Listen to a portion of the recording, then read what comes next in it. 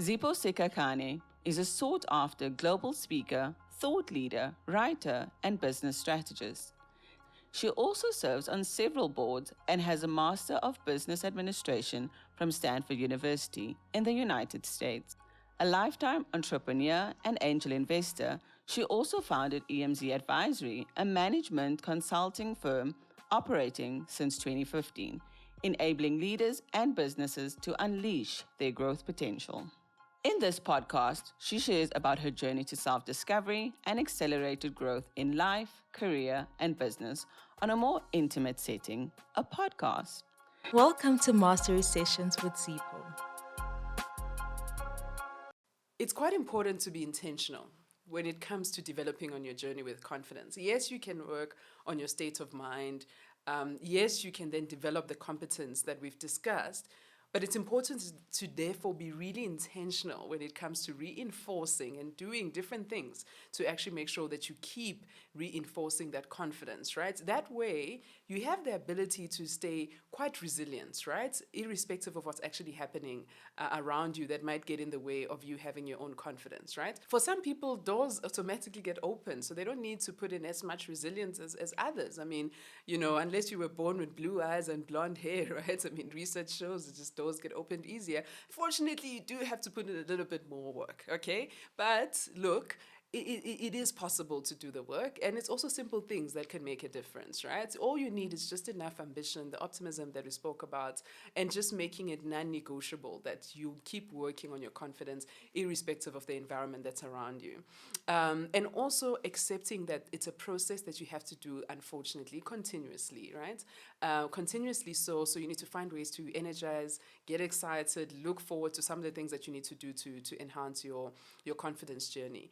And people who have really high levels of confidence, I mean, the ones that stand out, where it's actually a felt experience, right? As opposed to something that, you even have to explain for yourself, right? It's people who've learned it over time, right?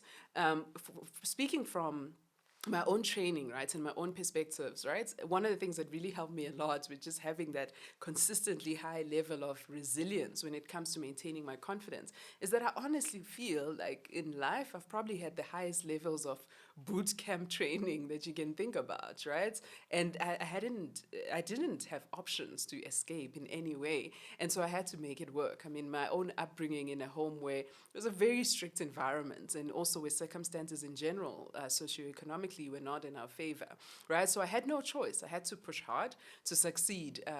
Even just simple things like education, where, for many, it's accessible, it's available in different countries. I mean, the context of where I was in South Africa, you had the back footing by just the nature of where you physically were in the country, right?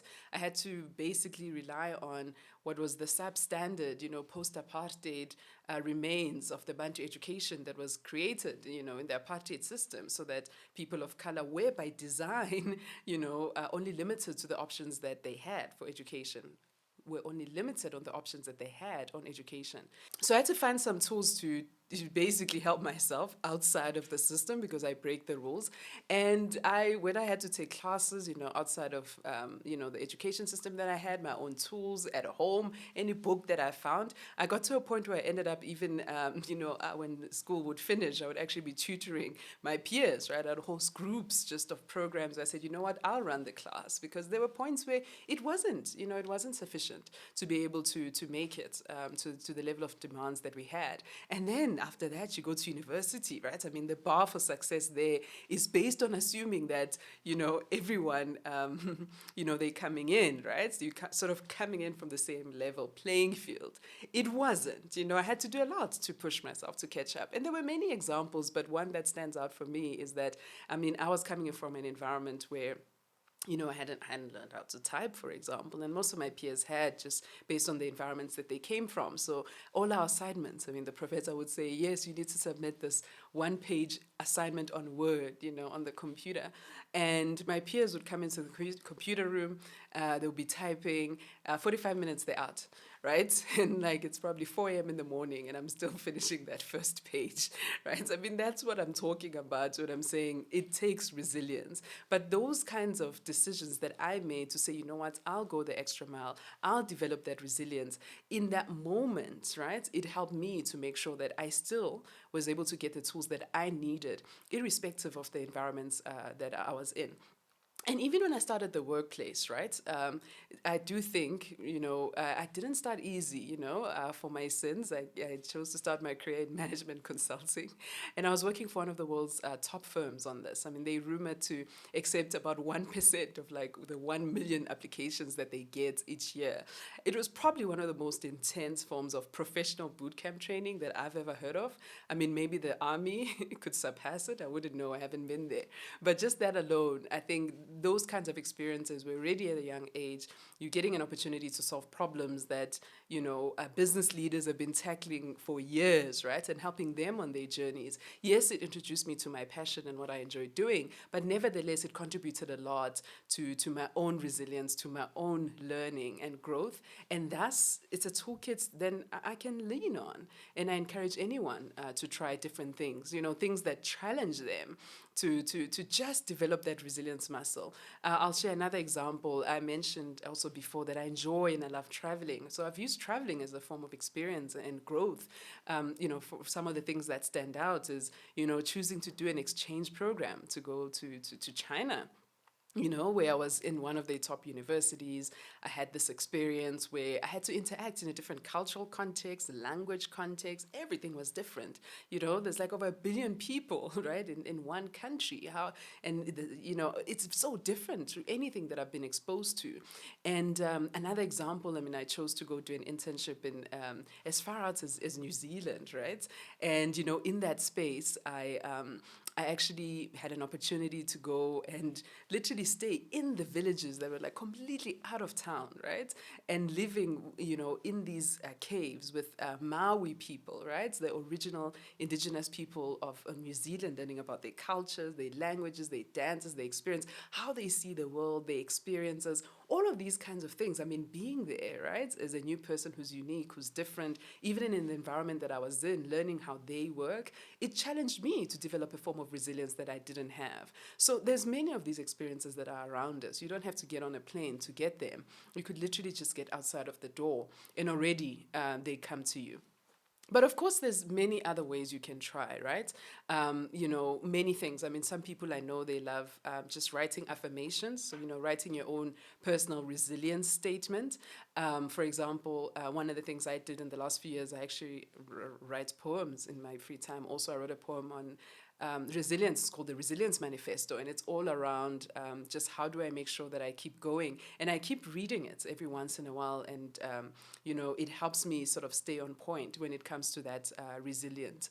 And also, look back at what you did before, moments where you needed to lean on your resilience, see if they helped you or not, right? So that you make sure that you get inspiration from some of the growth that you've also had as an individual.